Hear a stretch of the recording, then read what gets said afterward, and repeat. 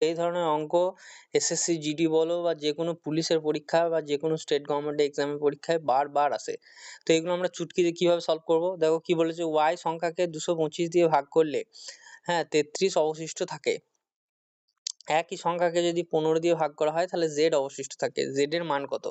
তো এরকম তোমরা কি করবে, যখনই এরকম দেখবে অবশিষ্টের অঙ্ক দিয়েছে তখনই কি করবে, যেটা অবশিষ্ট থাকছে প্রথমবারে সেটাকে এই দ্বিতীয়বার যা দিয়ে বলেছে সব দিয়ে ভাগ করে দেবে।